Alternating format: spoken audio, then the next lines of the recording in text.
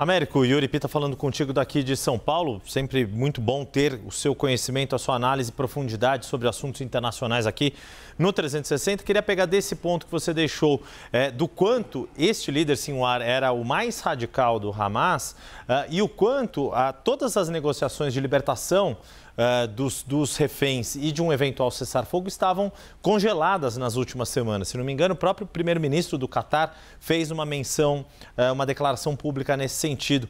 Na sua avaliação, o quanto este atual momento favorece essa retomada de negociações com essas várias outras partes atuando como negociadoras, Catar, e principalmente como vai repercutir entre o governo, dentro do governo americano e nas próprias eleições americanas, esta morte e a possibilidade aí de se retomar um diálogo para tentar diminuir as tensões no Oriente Médio nesse momento.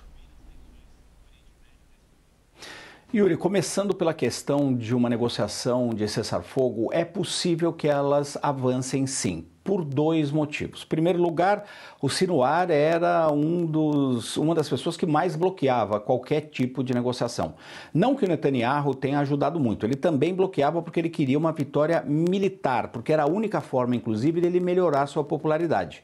E melhorou quando matou o líder do Hezbollah, o Hassan Nasrallah, vai melhorar certamente dentro de Israel com a morte agora do Yahya Sinwar. Mas o Sinwar era, como eu disse, muito radical, extremamente radical. Ele não queria nenhuma negociação com Israel que não começasse com a imediata retirada de todos os soldados israelenses, fora várias outras demandas que ele exigia do lado israelense, que não tinham condições de ser atendida. Então, sem o Sinwar, é muito possível que um novo líder aceite algum tipo de negociação de cessar-fogo, com a libertação dos reféns, que é, como eu disse, um capítulo particularmente doloroso para a sociedade israelense em especial.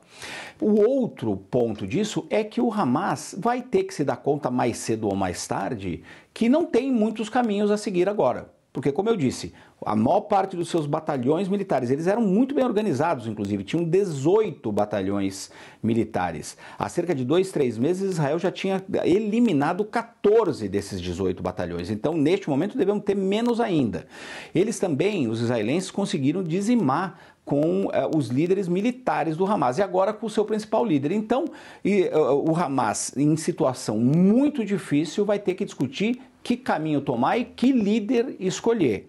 Então, existe uma possibilidade de que eles tenham que fazer essa reflexão de que não tem muitos caminhos a não ser fazer algum tipo de acordo. A alternativa é uma destruição ainda maior da faixa de Gaza, o que interessaria, inclusive, a radicais dos dois lados. Existem radicais em Israel e radicais também dentro do Hamas, na mesma linha do Sinwar, que querem a guerra até o final, até a última pessoa existir. Então, é complicado nesse sentido. O que a gente espera é que com a saída do Sinwar e com ele saindo de cena com toda a força que ele tinha, que abra caminho para uma solução mais negociada. Do ponto de vista dos Estados Unidos, eles estão apostando justamente nisso. Eles disseram agora, segundo uma investigação da CNN Internacional, eles disseram que ainda não está claro o que vai acontecer em relação à guerra. Isso vai passar justamente pelas escolhas que o Hamas vai ter que fazer, não só do seu líder, mas que caminho tomar.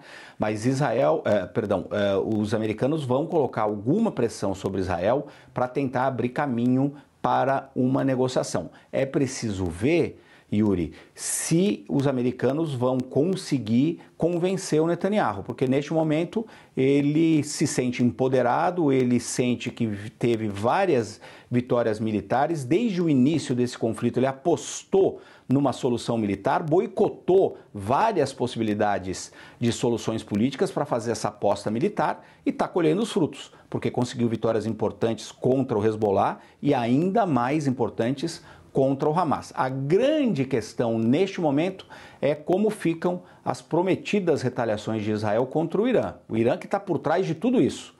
É o país que financia Hamas, Hezbollah, os Houthis no Iêmen. Então, o Irã está por trás de tudo isso. E uma outra coisa, só para concluir, Débora e Yuri.